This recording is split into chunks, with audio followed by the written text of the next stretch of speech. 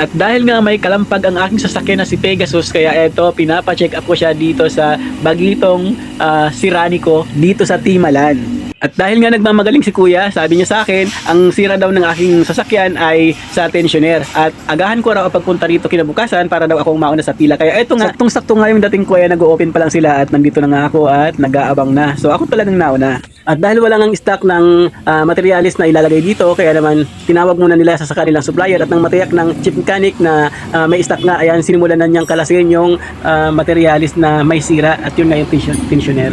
So ayun nga, halos isang oras lang naman ako nag-antay, ayan, at dumating na nga yung tensioner, ayan, at kailangan ng palitan. At, oh, di ba? So ganun lang kabilis. Auto tensioner. Oh, ito daw. Inaayos natin, pinapalitan natin natin auto tensioner kasi maingay na. At nang maikabit na nga yung tensioner, eto na, testingin na. So yun oh, pinakababa naman ako ni kuya, sinusiyan na naka-primera yung silinyador.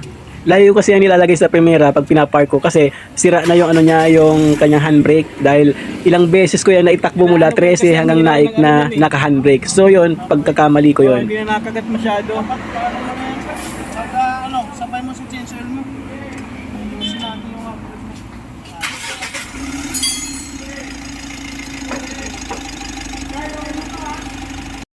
So ayan, nakailang testing pa si kuya, ayan, at tinisigurado na niya naka-neutral yung ano, yung silinyador bago niya susian. Ayan, at nang matyak niya na okay na, ayan, sabi niya ayos na. Pwede ko nang gamitin yung sasakyan. Pero syempre, hindi niya bibigay sa akin na madumi yung sasakyan, kaya may kinuha lang siyang pang bomba, ano bang tawag diyan?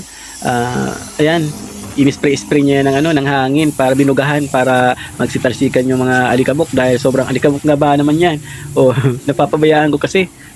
Yan, dapat yung ating mga sasakyan ay alaga natin parati para hindi tayo nagkakaroon ng malaking abala. So yun know, shout out pala sa napakabatang chief mechanic ng Makis, dyan yan sa Timalan, at napaka-bisa niyang gumawa, napakagaling. Saludo ko sa'yo. Pinatagal ko talaga ng isang buwan mahigit bago ko in-upload yung video na to para matesting ko kung talagang maganda yung pagkakayari. Ayan, at so far so good, napakahusay nung gumawa at bata pa lang siya, talaga siya na yung chief mechanic dyan. So patalastas muna tayo. Oh, di ba? Kahit saan na pumunta, lagi ko may dalang tumbler kasi importante ito para hindi mauhaw.